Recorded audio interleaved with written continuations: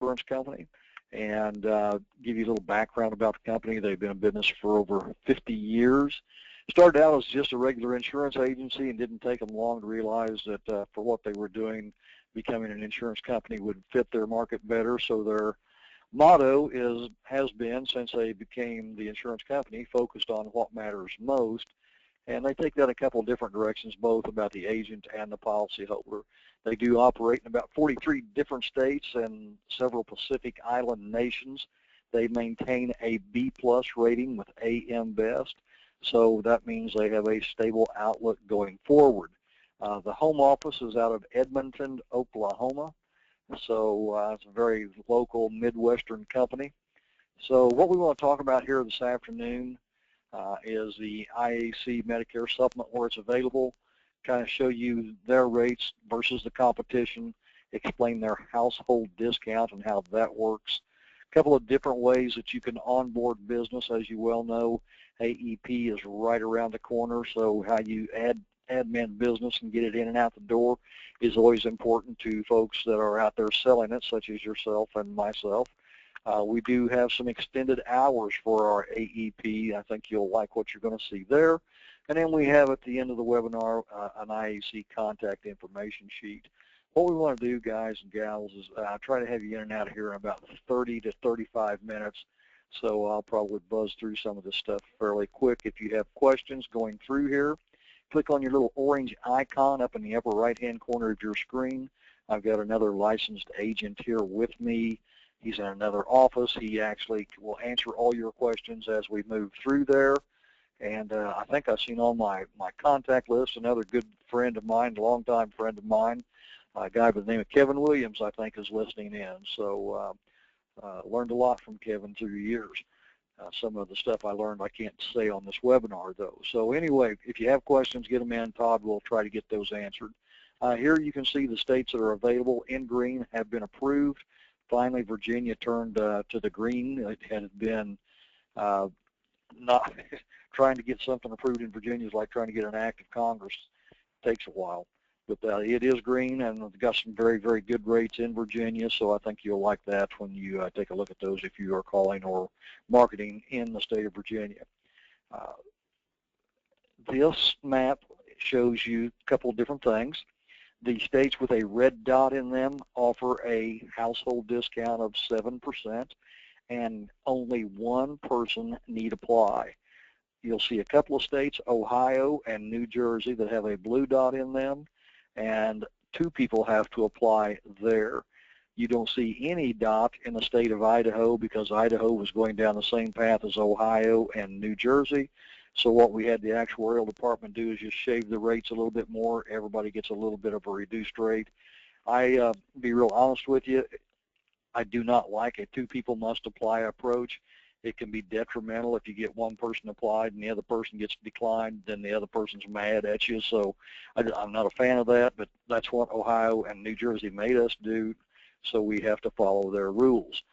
Very easy to promote a 7% household discount when only one person has to apply. You got a 65-year-old and a 60-year-old in the house. Well, the 60-year-old is not eligible for Medicare in a normal situation, but you can still promote that as, you know, Mr. Jones, since you are married, we can go ahead and reduce your premium by 7% here today and give you the household discount.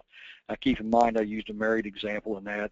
It could be a civil union. It could be 2 brothers living together, a brother and a sister, an adult child, and a parent. It doesn't matter as long as there's an adult in the house. So got to be 2 people in that house. Okay, so if you have any questions on discount, we'll cover that a little bit more as we move forward. We'll take a look at some of the rates here, guys. The state of Utah, very, very good rates in the state of Utah. If you take a look at a couple of important things here on this page, you will notice that we are basing our rates down here on a 67-year-old in these examples. And the reason we're doing that is we could have shaved the rates a little bit less at age 65 should we have chose to do that.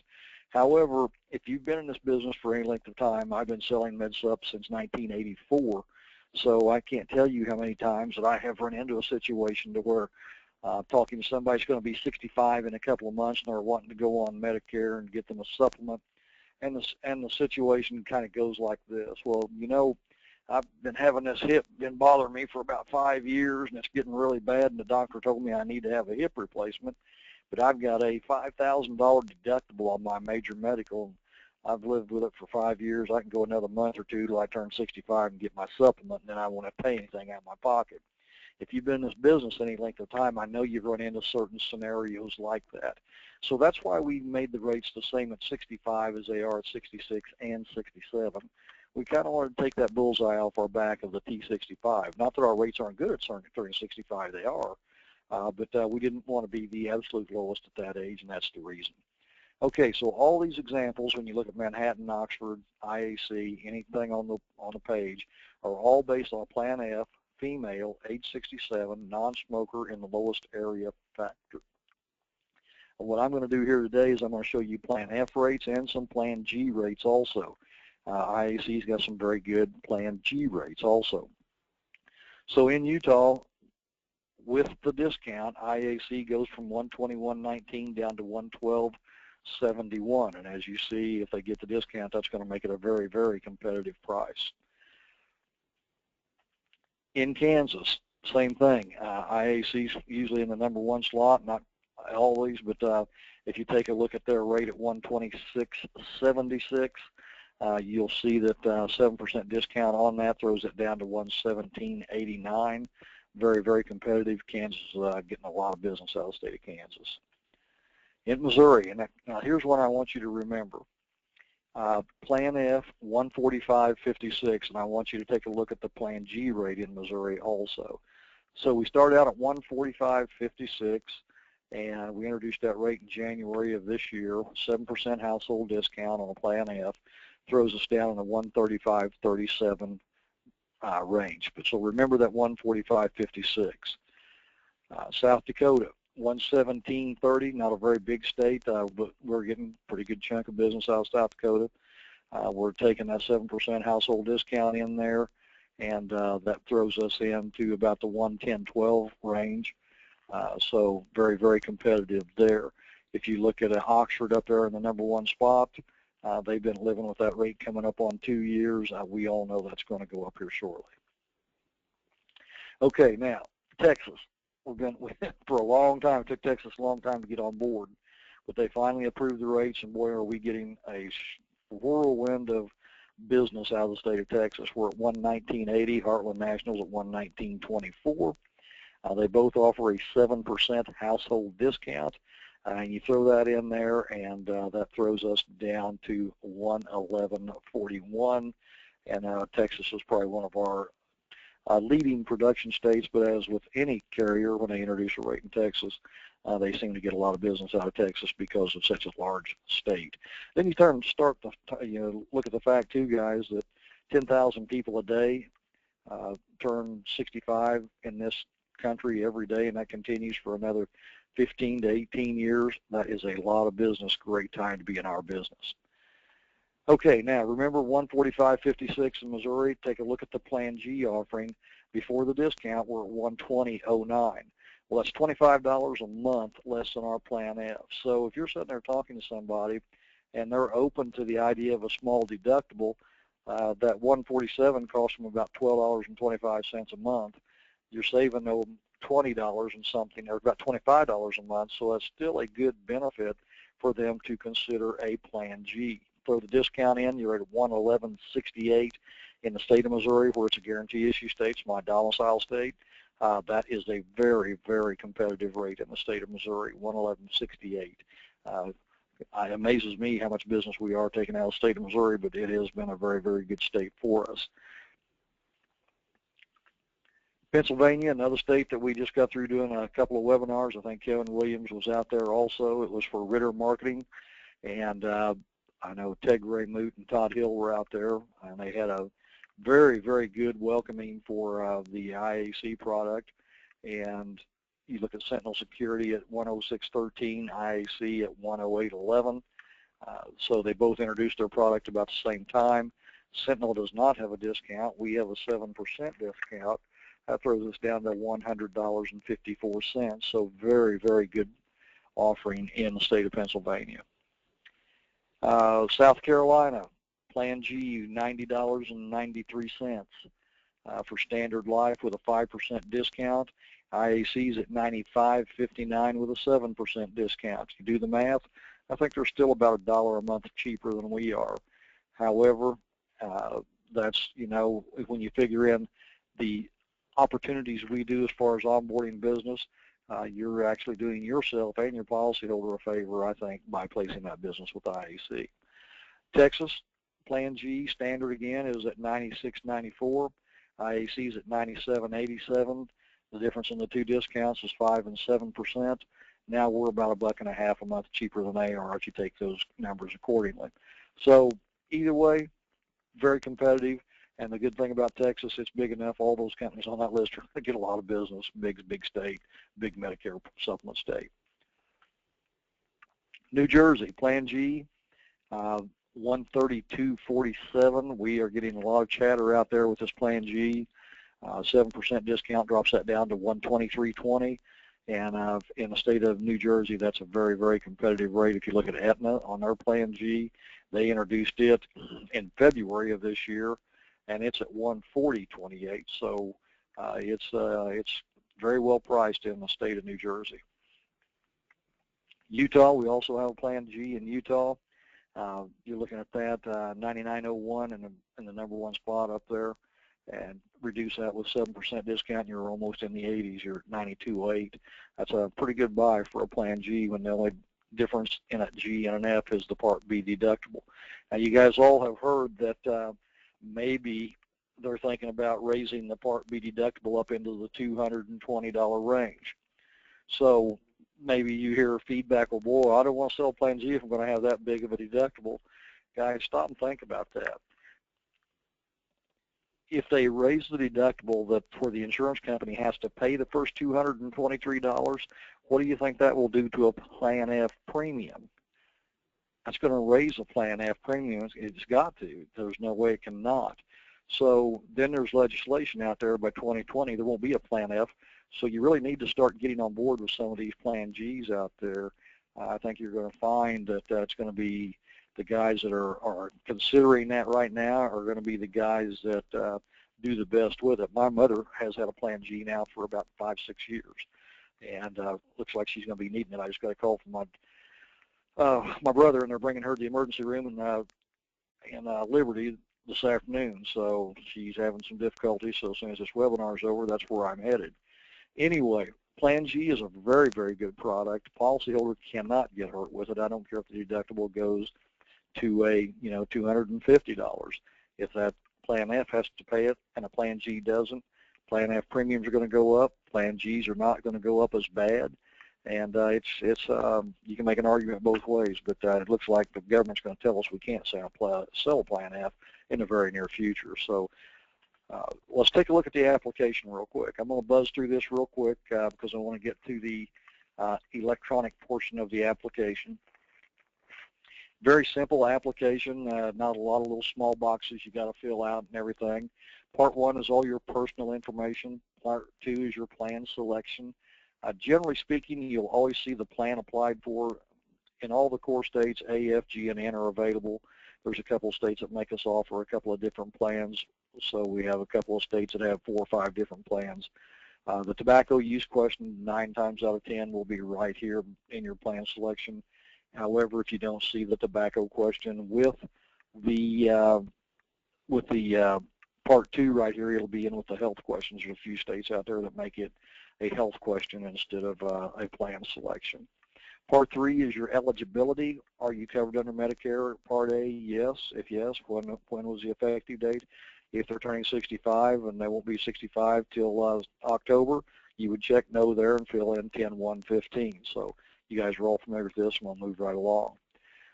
These are all your Medicare and insurance information questions, usually 3, 4, or 5. One of those 3 questions would be answered yes, not always if they have no insurance.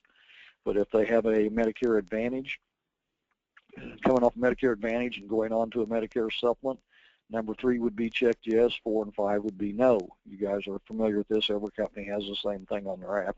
Just depends on how it's laid out. This is very important if you're doing a telephonic app. You want to make sure that you read the general information located on page 3 of the application. I do believe if you're listening from California, that is on page 8 of the application. It's either 8 or 9 of the application.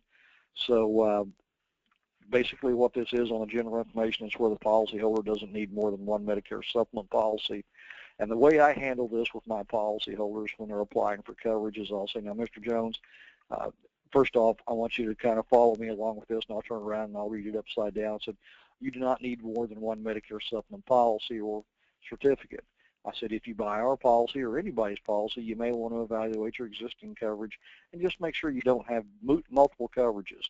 Now, Mr. Jones, should you ever become eligible for Medicaid, there's a good chance you won't need a Medicare supplement or certificate. And if that ever happens, I want you to call me and I'll tell you what your rights and privileges are in that situation. That's how I handle that. And then when the underwriter comes on, they ask me if I've read that or shown it to them, and I say, yes, I have. If they ask the policyholder, were you shown that, and they struggle with it, you can jump in there and say, you know, Mr. Jones, remember when I said you do not need, I turned that around, we read that together, you do not need more than one Medicare supplement policy? And say, oh, yeah, I remember that. Usually if you just read that first line, they'll remember what you're talking about. But if you say, no, I haven't done that, that will stop the interview right then and there. Part 6 is your guarantee issue and eligibility portion of the application. That is state specific, so if you're in Kansas, it may be different than if you're in Kentucky. Part 7 is your household discount, premium discount. Says you may be eligible for a policy with a lower premium. Let me do something real quick. Yeah, there it is. I'll blow that up so you can see it a little better. So you may be eligible for a policy with a lower premium rate based on your answers to the questions in this section. Do you have a household resident, doesn't say man or wife, of at least one but no more than 3, with whom you have continuously resided for the last 12 months, or with whom you reside and who you've either been married or whom you've been in a civil union partnership? If you answer question to 1 yes, then you fill out the name and the relationship. We don't ask social security number or anything else, just a name and an address and a relationship. So pretty liberal on the household discount. We think 75 to 80% of the people you talk to will probably qualify for this discount. Okay, so then that takes care of that. So then you get into your premium payment and admin. Very, very important, guys and gals, that you understand when I go through some of this here, that you understand how to present this to the policyholder. First off, you put your initial premium in right there, and generally, if you're doing a telephonic app, it's got to be monthly bank draft. If they're sending a check, you can't do a telephonic app. So then you're going to put in here the requested effective date, if other than the application date. So let me use a couple of examples here. Let's say that I'm writing the app and it's the 10th day of September, and I get an approval today, and they say, well, Bill, what do you want for the requested effective date? And I put in there, oh, I want it to be October the 1st of this year. So they give me the October 1st effective date. Now here's the catcher right here, guys. Select the bank draft day. I can select any bank draft day I want, anywhere from January to the 1st to the 28th. But here's what you got to understand. In my example, I wrote a policy on the 10th of September. I want a 10/1 effective date, and I want the policy draft date, the recurring draft date, to be on the 5th of each month or the 10th of each month. It can't be anything past the 10th of the month without having a double draft on that first set of premiums. So in my example, I write it on the 10th. I want a 10/1 effective date. I want a 5th of the month draft date. So the underwriter will kind of say to the policyholder, say, okay, Mr. Jones, we're going to draft your bank account within the next couple of days. Is that okay? They'll get a clarification from the policyholder and say, yeah, that's fine. He said, then we're going to redraft your recurring bank drafts will be on the 5th of each month. So we're going to draft here for the first month in a couple of days, and then your next bank draft will be on the 5th of November. Okay. So a draft now and another draft in November. Now let's take this same example. I write it on the 10th of the month. They approve it, and they tell the policyholder they're going to draft it within the next couple of days. He says, that's fine. And then you say, I want the bank draft day to be on the 15th of the month. So here's how that would work. I'm going to draft in the next couple of days for the first month, and they say that's fine. And then on the 15th of October, we will draft again for the November premium. Now, policyholders are okay with that as long as you explain it to them. But if you let them get blindsided with a draft, say on the 5th or the 12th or 13th day of October, and then again on the 15th of October, then they think, well, hell, I got drafted twice. Now I'm mad. So explain it to them, and I don't know how many times I have told the policyholder that exact same sample, and they said, well, just move my bank draft up to the 10th. I don't care if there's plenty of money in there. Just do it on the 10th. As long as they're aware of it, they're okay with it. It's when they don't see it coming that they get a little upset. So just remember, if you have any questions on that, send them to Todd. I think he had a couple of people this morning when we were talking about that weren't quite clear on it, and he can explain it also. Okay, then here are the health questions. This is a yes-no application. You guys pretty well understand what a yes-no application is. It says right here, if you answer the following questions, if you answer yes to any of the following questions, 1 through 16, guess what? You're not eligible. So you come down to question number 4, and it says, have you been diagnosed with Alzheimer's disease or dementia? And they say yes. Then you know you need to fold your tent and move on because it's not going to get issued. Go down to question number 11. Have you been told that you are advised by a physician that surgery may be required within 12 months for cataracts? This is a question that has some gray area to it. I don't know how many times I've had a client say, well, I've got a cataract, but my doctor says it doesn't know when it's going to have to come off. It says not ripe yet. That's what kind of term they use, not ripe yet. So in that situation, I'm probably going to go ahead and ask a few more questions. I'm going to say, well, Mr. Jones, let me just ask you a couple more questions. Has the doctor said you need to have it taken off in the next 12 months? If he says, well, he said it could be any day now, then I'm going to hold off. I may call the doctor's office. But if he says, oh, no, he said it may be a year from now, it may be 5. He didn't know. It just depended on me. At that point, I'm going to go ahead and answer that question no. So if you get a yes on that question, dig in. Don't shoot yourself in the foot. You may be able to place a piece of business, and if anything else, pick up the phone, call his doctor. They'll kind of go over it with you as long as he gives his permission that you can ask the questions. So anyway, yes, no. If you get a yes, you know you're going to have to move on. Another question that you want to really dig in on is right here. Number 13, have you been hospital confined 3 or more times in the last 2 years? Well, sometimes they'll say, yeah, I have. Well, you can either take your word for it or dig in and find out, have they really been hospitalized? Because a lot of times they'll start going through their examples and they'll say, well, yeah, and then about 12 months ago I was in the hospital and I had cataracts taken off my right eye. Well, in the insurer's mind, they went to the hospital to have that done, so they're going to be truthful with you and say yes. You and I both know that's an outpatient. So make sure that you aren't missing things when you ask these questions and not give a yes answer when it actually could be a no. Medications, we're going to ask the name, the date it was prescribed, the dosage, and frequency. If you're like most people, they ask you, how long have you been taking a medication? They'll say, oh, 7, 8, 9 years. So if somebody told me that, I'd put approximately 2008 or 2009. It doesn't have to be the exact date. What will get you a decline is if they say, well, I started taking metformin for my diabetes about 6 months ago, and he's changed it. I just went back the other day and he changed it again. We're not going to issue that because we don't have any control.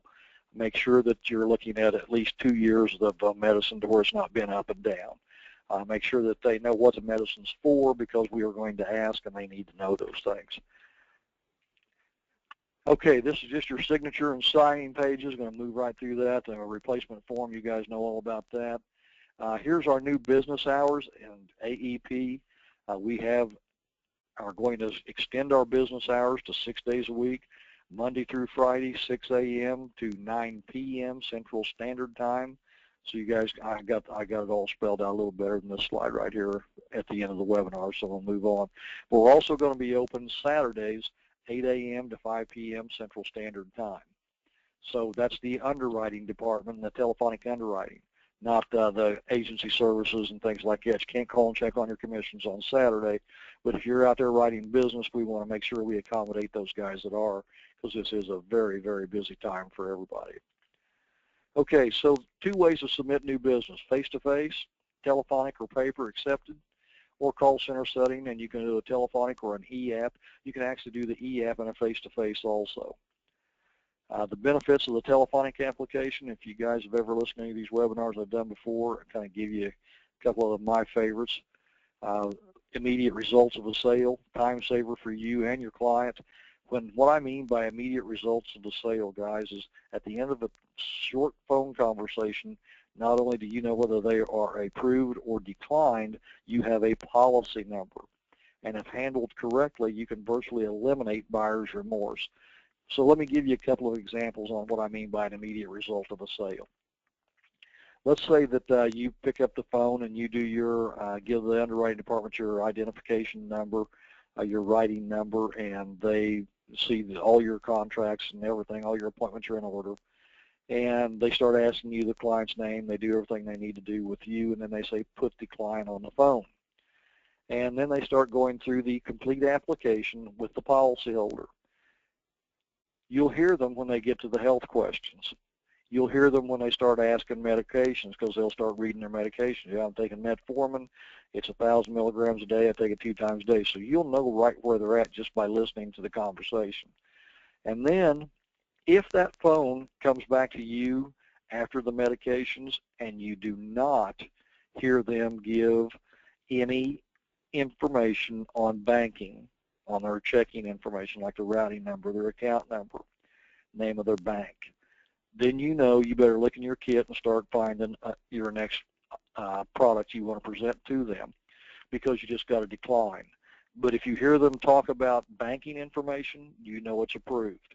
So just little tidbits that kind of help you as you're sitting there getting prepared for what you may end up having to do. You know, if you're going to get a decline, and we all do in this business, there's not an agent in this business has never had a policy decline. My point is, if you have drove an hour to an appointment and then wrote a policy on paper, took it back to your office, drive another hour back, process it, send it in the insurance company, and maybe a week, 10 days later, 2 weeks later, you get an idea you hear from the company and say, oh, well, by the way, we declined that piece of business. That creates challenges for you and I. We have to pick up the phone, call the policyholder, give them the good news, and try to set another appointment. Sometimes we do. Sometimes it goes like this. Well, Bill, I hadn't heard anything. I got a little nervous. I went ahead and paid my other premium. I appreciate you trying to help me, but I'll just stay right where I'm at. So we don't make the sale. We lose commission, and, you know, that's not good for us nor anybody else. Now, my point is this. We all are going to get declines. Don't you think it would be better if you're sitting there face-to-face with the policyholder, knowing that it's not going to go through, and you can reach into your kit and you say, well, you know, Mr. Jones, based on what you're paying, it doesn't look like IAC is going to go through, but I think we could get, you know, we got a really good shot with a Mutual of Omaha or an AARP. We can place it with them and still save you quite a bit of money. Then you don't have to drive back an hour each way to sell another piece of dirt that you thought you'd already sold. So that's what I mean by a time saver for you and the policyholder. Less time for you, less travel time for you. You don't have to spend money on gas that you've already been there once and done. And it's also going to allow us to get you paid quicker. And another thing, if you know some of the guys that I know, including me, less mistakes on the application. I get to talking too much sometimes and forget to pay enough attention to every place the policyholder is supposed to sign. So with the telephonic app, it's virtually impossible to make a step or mistake on the application, because as the underwriter is filling it out, she can't go to screen 2 unless every required piece of information is complete. Okay, so make sure you have all of this stuff right here in order. Make sure you got the sale made before you call the policy or the underwriting department. So the best way to do that is not only you be prepared, but prepare the client. As you can see, is every time that I ask or one of the underwriters ask one of these questions, If your policyholder doesn't have it readily available and they have to get up and go get it, that's going to frustrate them. That's going to frustrate you. It's going to slow the process down, and everybody gets frustrated. So if you have all of this stuff right here in front of you, or they have it all in front of them, they're ready for the interview when the underwriter gets up there. I always call this a cheat sheet to, it's not a cheat sheet to place business, it's a cheat sheet for making somebody prepared for what's about to take place. If the policyholder has a hard time hearing, let the underwriter know that at the beginning. That way they'll know to speak a little soft or a little louder and slow down a little bit in their interview process. The replacement form, you can fax that in if we have to have one at 385-207-7882. One of the most important things in a telephonic application is to remain quiet and do not coach the application. Okay, what I want to finish up with, and I'll try to get this done here real quick so you can get back to your week, is I want to talk about the new onboarding of the electronic app. Guys, gals, this is a huge benefit to you and me, and I'll give you a couple of examples of how I've done it and how it's been a benefit to me. First off, the policy can be completed online by you, the agent, with the exception of the medical and the banking information. Once you get all that, the underwriting will call your client within minutes, no later than 24 hours to complete the application, and they'll email the results to you, the agent. So before I go on, let me tell you what I've done a couple of times when I got really, really busy and I was running behind. I was in a situation in Marshall, Missouri a couple of weeks ago, and I'd had a hard time catching this lady. She'd been back and forth. She got a sister that lives in New Jersey, and she'd been going back and forth out there. She'd been sick, not the one I'm talking to, the sister in New Jersey. And I caught her, and she was really busy. They were painting her house. And I sat down and I said, I'll tell you what I want to do here today. I said, we've already talked about price. This is a good deal for you. You want to go ahead? You told me you did. I said, let me just get some basic information, and I'll get out of your way here today, and I'll have my underwriting department call you within the next 24 hours to go over the health and the banking information. Is that okay with you? I said, now, and guys, I always forget to mention this, so tell your policyholder when you're doing an electronic or any type of a telephonic app, Ms. Jones, expect to get a call from an 801 area code or an 866 area code. If you see that, please answer, because a lot of these guys got caller ID anymore. If they don't recognize the number, they won't answer the phone. So I've had that come up a couple of times. So make sure to tell your policyholder to expect a call from the underwriting department, and it'll be 801 or an 866 or maybe an 888 number. So anyway, you can do it that way. This is what I did. I took the app. I came back to my office, and I handed it to one of my office personnel. I said, log on to my website here under my agent number and fill this out and send it in. Hit the submit button. It was approved by 10 o'clock the next morning. Even if you're an old-fashioned guy that does everything through the snail mail, if you'll get used to using the electronic version of this, you can go take the application, you can bring it back to your office, get on your agent website, enter all the information in there. You don't have to pick up a check or anything. We will get that. You verify the health questions while you're there because you want to make sure you got a good prospect, but we'll do the rest of that. You get to come home, put it in the computer, or get on your website, enter that in, and if you're, like I said, if you're a guy that's always done things through the mail, you're guaranteeing a callback within a 24-hour period. If we get our policies underwritten and policy numbers established within less than 24 hours, that's powerful as far as keeping business on the books. What takes a long time is sometimes it takes 2 or 3 weeks to get an underwriting decision from some of these companies. Imagine being able to get it no longer than 24 hours. And that's what you have the ability to do with this. So a couple other options you have. You can finish up if you got a hotspot right there and you're doing an electronic app in the home with the individual, you can do a 3-way call after about after you complete the app online. It's basically like an email. Have you ever been talking to somebody on the phone and you say, well, hey, Todd, I just sent you an email, and he says, well, I haven't got it yet. And then while you continue talking, you say, oh, there, it just popped up. This is basically the same thing. Once you hit submit, we always say give 5-10 minutes. I don't think it takes near that long, but just to be safe for this, I always say 5 to 10 minutes. You can then pick up the phone call and dial the underwriting hotline and say, hey, this is Bill Ellsworth. Give me your agent number. Said I'm staying here with Joe Jones. I just sent you an electronic app. They'll pull that up, and then all the stuff that we have done prior to that, as far as filling out the app, you'll see what I'm talking about here shortly. they already have in front of them. All they do then is go through the health and the banking, and it's done. It takes about 9 to 12 minutes.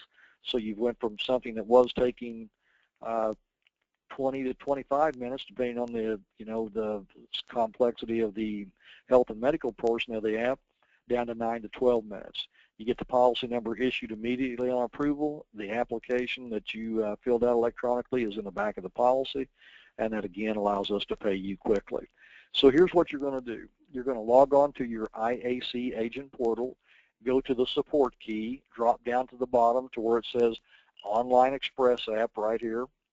Click on that. Once you click on that, then you'll see where it says Start Application right over here on the right-hand side, left-hand side. You click on that, and a drop-down menu will fall in just like this. Every state that you're licensed in will drop down. If you're just licensed in one state, only one state will drop down. So let's say this is your menu and you want to do a Kansas app. You'd click on Kansas, and that application would load. And then, guys, all you got to do is start filling out the application just like you would a normal application. What is the applicant's gender? You come right over here and you hit on that little down arrow, and the male-female box, you click which one it is. Anytime you see this right here on to the right-hand side, that means you have to do something in that field. You just go down all the way down through all these, and you fill them all out right here. Where do you want the policy sent, to the applicant or to you? You come there, click the down arrow, and you have your choice. You can do it one way the first time and another way the second time. We really don't care. It's up to you, the agent. And you just keep going on down through there. You'll get down to this portion right here, the personal information. What's their social security number, their Medicare claim number.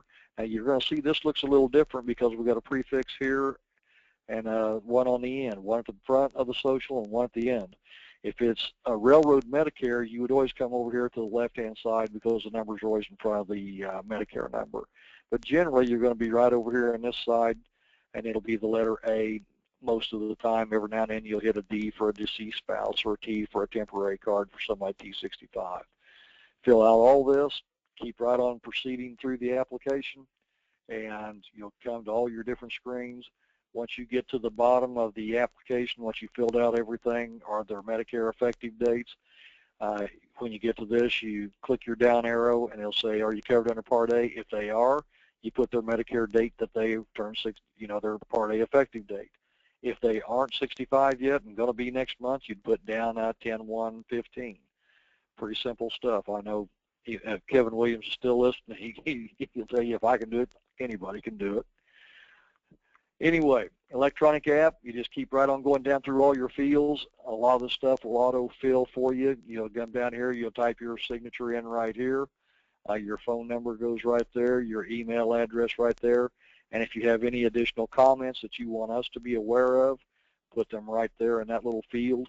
That's just like you can put so many characters in there and go right on. Your signature date will fill automatically. And what I'm not seeing here, because this is on my home office employee menu, is right down here at the very bottom, it'll say Submit Application. Now, it doesn't show that on this screen, but on your agent portal at the very bottom where it says Signature Date, there'll be one more little button like that right there, and it'll say Submit Application. Once you submit that application, give us a few minutes, then you can call in and verify everything right over the phone.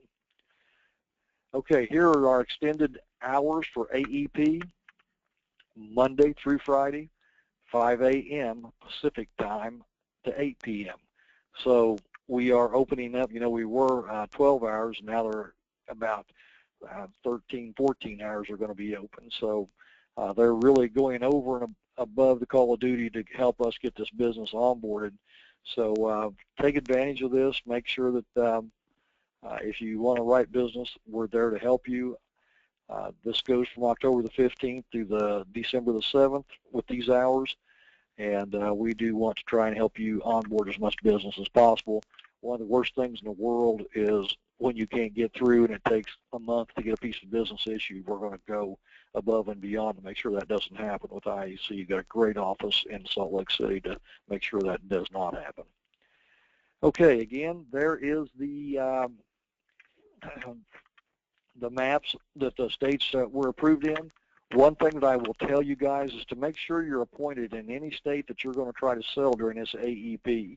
The worst thing in the world is for you to be in Kansas selling a piece of business in Texas, and you're calling on a Saturday, and the underwriter says, well, you're not appointed in Texas. We'll go ahead and take the app and underwrite it, but we will not issue it until you get your appointment in Texas. Agency services will handle that, but remember, they're not open on Saturday, just the underwriting department. So you guys can help yourself by making sure that if I think I'm going to sell in other states besides my domicile, let me go ahead and make sure I'm appointed in all those states before AEP gets here and get that out of the way. So that way you can kind of help eliminate any mistakes.